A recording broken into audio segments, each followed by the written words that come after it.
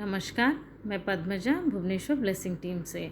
हम आज जो प्रकरण बना रहे हैं निर्वाण षटकम के तीसरे और चौथे श्लोक का बना रहे हैं। इस प्रकरण में हम इसको कवर करेंगे।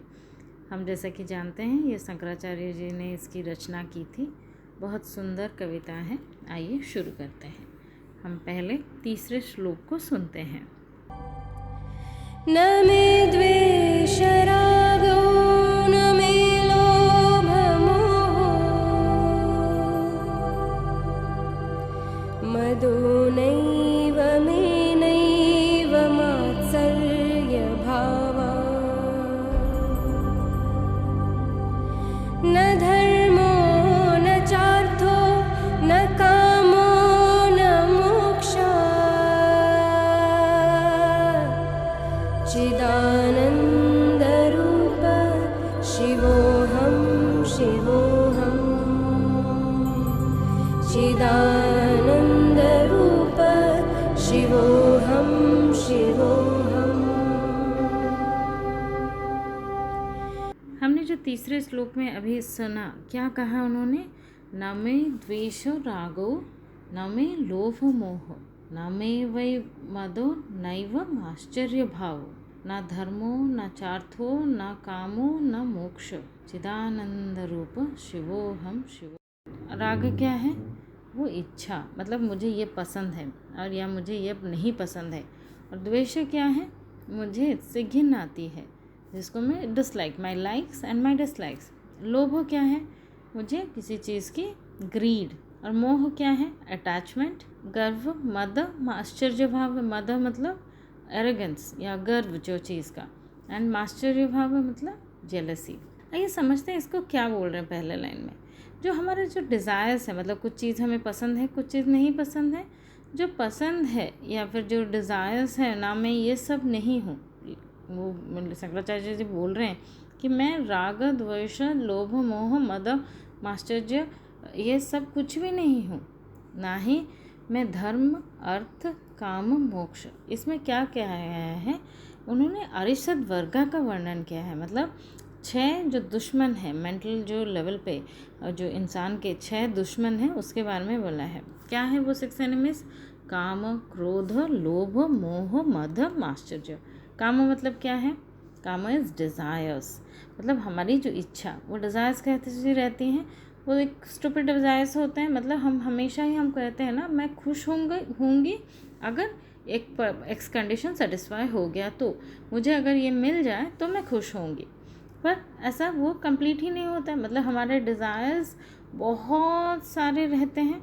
और डिज़ायर्स कैसे मतलब शुरू कैसे होते हैं डिज़ायर का?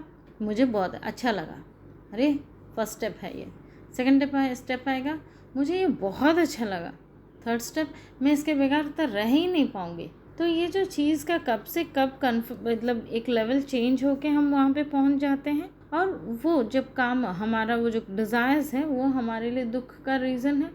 क्योंकि अगर हम कोई डिज़ायर के लिए, अगर वो राइटफुल डिज़ायर है तो ठीक है, राइटियसनेस अगर डिज़ायर में नहीं है तो हम क्या कर रहे हैं? हम कोई भी चीज़ के पीछे पड़ते हैं और उसको फॉलो करते हैं। देन समझते हैं क्रोध। क्रोध तो हम अच्छी तरह जानते हैं, गुस्सा, एंगर।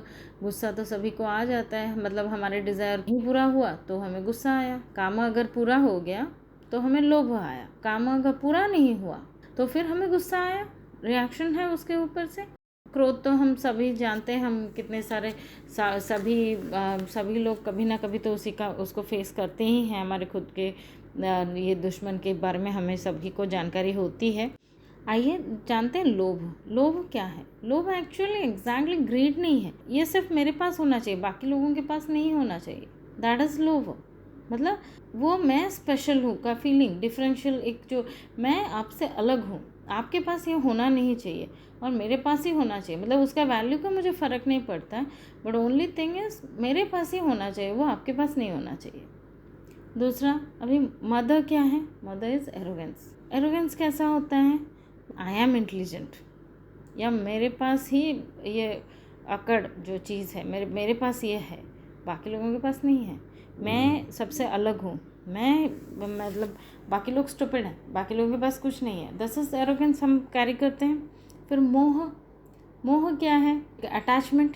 हमें कोई एक पर्सन है, कोई रिलेशनशिप है, कोई सिचुएशन है या कोई सामान से एक अननेसेसरली एक बॉन्डिंग बनती है हमारी, जो कि अलग लेवल पे जैसा लगता है कि हम ब्लाइंडेड रहते हैं अटैचमेंट के साथ। मतलब हमारा सामान कोई ले ले तो हम पागल हो जाते हैं, गुस्सा आ जाता है, उसका रिएक्शन अगेन, मतलब उस चीज़ से इस तरह से बंधे हुए महसूस करते हैं कि उससे हम बाहर ही नहीं निकल सकते। उसी के प्रभाव में आके हम बहुत सारा अलग कर्म भी करते हैं मोह के बारे में। फिर हम देखते हैं माश्चर्य भाव। माश्चर्य क्या है? जेलसी। जेलसी क्या होता है दोस्तों? अब मेरे पास जो है मुझसे बेहतर चीज़ किसी और के पास है। Exactly this is jealousy. मतलब मेरे पास एक्स है तो उसके पास x+1 है, यह है जेलसी। तो इस तरह की चीज़ें में हम क्या करते हैं, मतलब हमको ये लगता है कि उसमें तो उतना उसका औकात ही नहीं है उस चीज़ को एंजॉय करने का। x+1 उसके पास होने का उसके पास औकात ही नहीं है। मतलब हम कहाँ क्या कर रहे हैं यहाँ पे? हम डाउट कर रहे हैं क्रिएटर के ऊपर, मतलब हमारे जो भगवान हैं या ब्रह्म है, जो भी आप बोलें उनको, उस चीज़ को, या शिव ही हैं, शिव हम बोल रहे हैं, तो हम उनके जजमेंट के ऊपर भी डाउट करते हैं। मतलब उसको कैसे दे दिया, उसको तो डिज़र्व ही नहीं करता।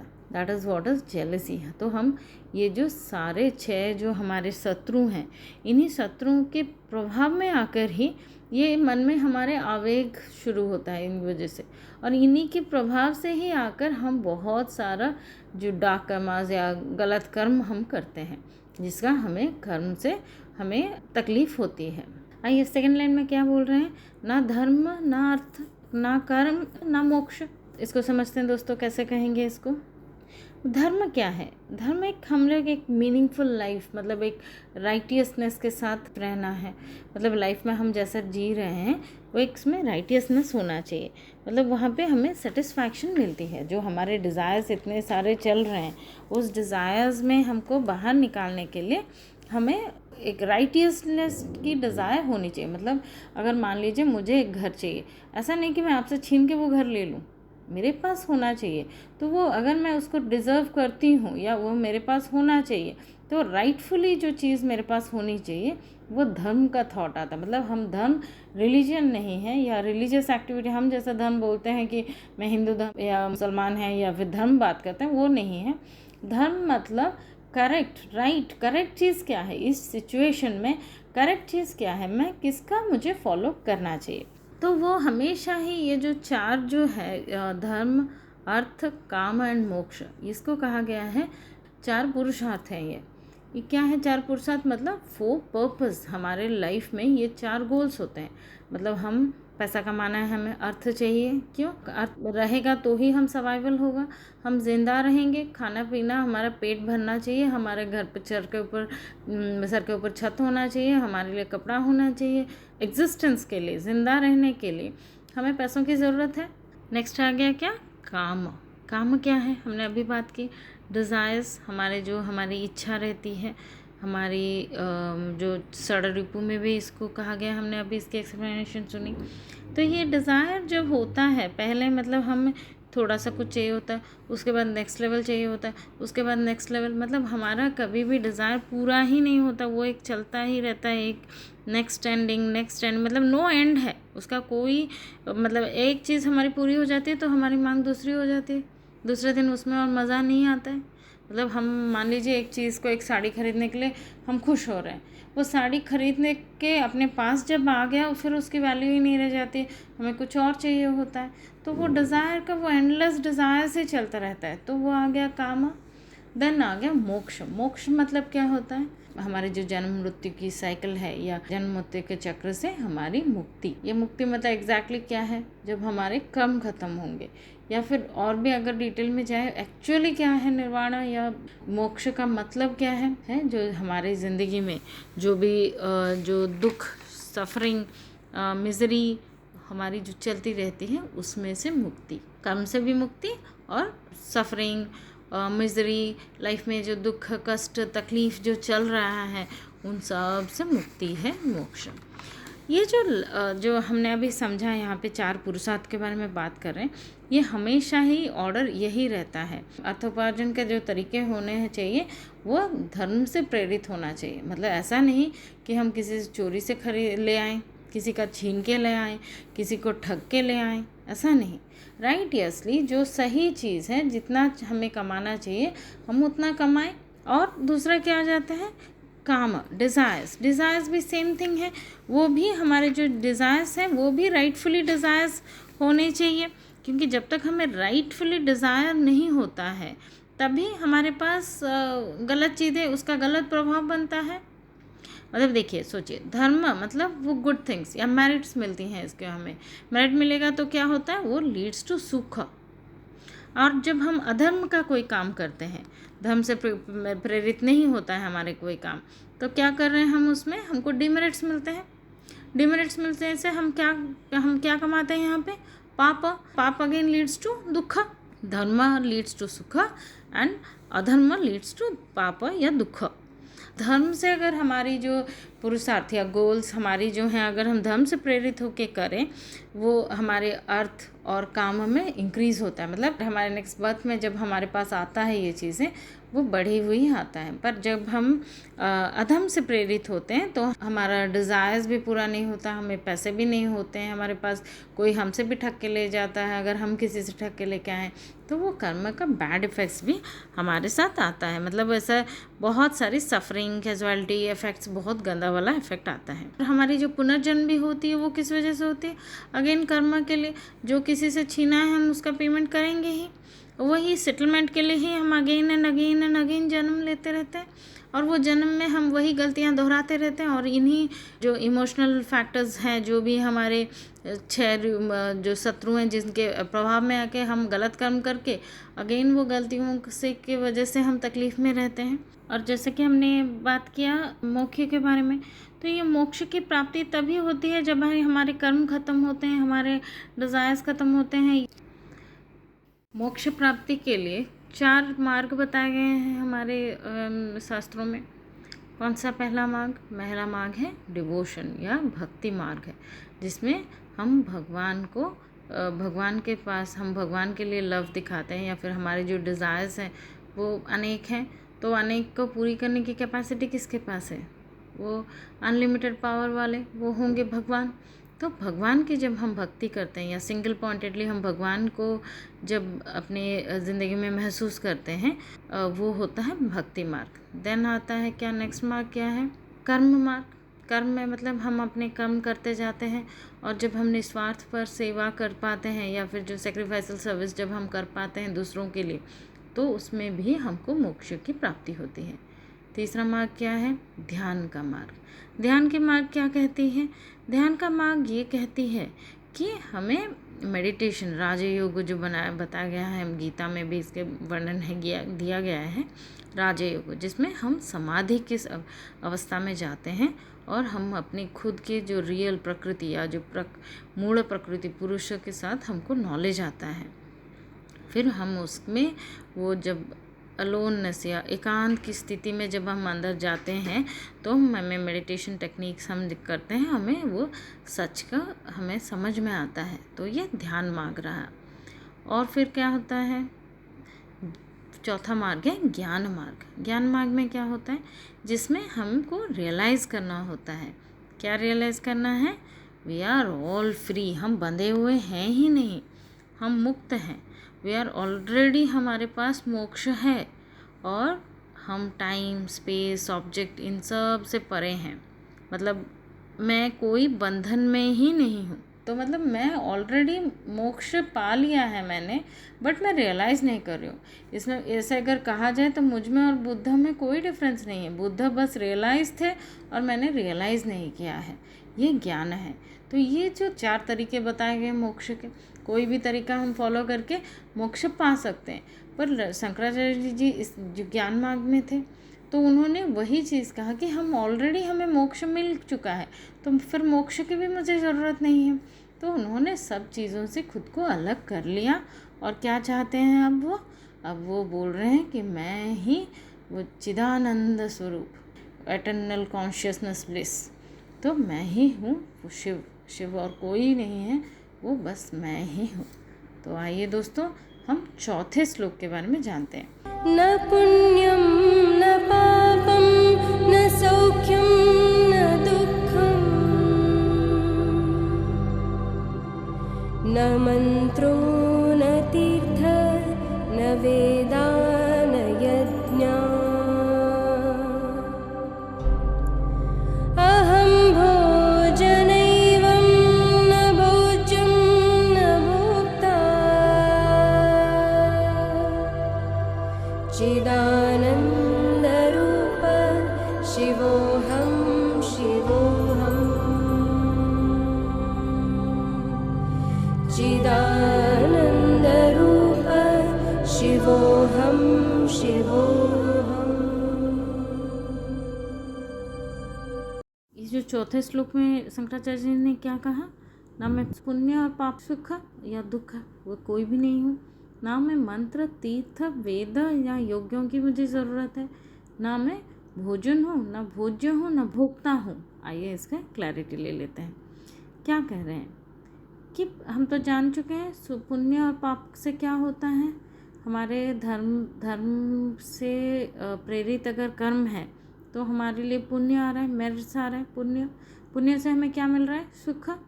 एंड हमारे अधर्म काम के लिए कर्म जो हमारे अधर्म के हैं तो उसमें से हमें क्या मिल रहा है, पाप, डिमेरिट्स। और पाप में से क्या आ रहा है, दुख।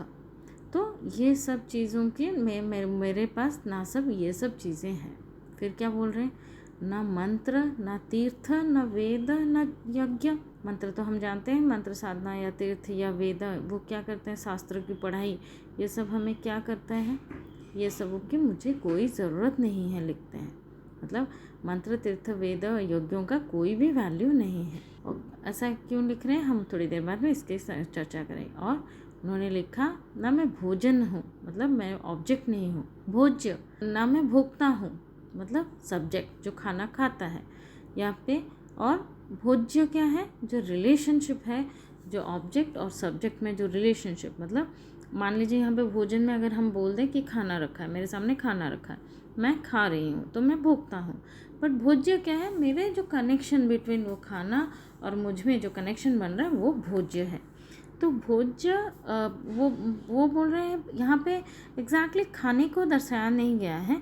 यहाँ पे ऑब्जेक्ट कहा है, जो हम 5 अपने जो इंद्रिय हैं या ज्ञानेंद्रियों से जो हम लेते हैं हमारे अंदर, उसके बारे में कहा गया है। मतलब हम जो एंजॉय करते हैं या एक्सपीरियंस करते हैं।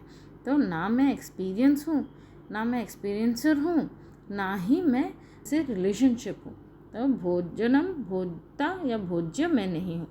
तो आइए इसको क्या कह रहे हैं शंकराचार्य जी। एक्चुअली इसमें ये कहना चाह रहे हैं कि ये सब है जो भी हम जो अगर ज्ञान के उन्होंने जो अद्वैत मार्ग में बताया है उन्होंने, तो उसमें अगर हम समझें तो ये जो पूरी जो दुनिया हमारे सामने है वो कुछ भी नहीं है, बस माया है। माया के प्रभाव से वो हमारे सामने आ रहा है। वो क्या है माया, वो हमारी अज्ञानता है। हम अज्ञानता या लिमिटेड नॉलेज है, हम उसी के थ्रू को हम लाइफ को देखते हैं। हमें ये पता ही नहीं है कि हम ब्रह्म हैं या फिर जो आत्मा है, हम ये चीज़ का हमें पता ही नहीं। जैसे हम जानते हैं कि मेरी एक ज़िंदगी है, यहाँ से पैदा हुई, यहाँ पैदा हुई, यहाँ मरने वाली, तो मैं लिमिटेड स्कोप में इतना ही लाइफ को देखती हूँ या इतना ही लाइफ को जज करती हूँ। बट ऐसा नहीं है, आई एम बियॉन्ड दिस। मतलब मैं ब्रह्म हूँ। ये मेरा एक ही जन्म नहीं है, मैंने मल्टीपल बर्थ्स ले लिए हैं या बहुत सारे जन्म मेरे रह चुके हैं। तो वो एक्चुअल मैं हूँ। हमने जैसे पंचकोश में जाना था तो वो अलग, मैं ब्रह्म हूँ। वही बता रहे हैं कि मैं ब्रह्म हूँ या चिदानंद स्वरूप।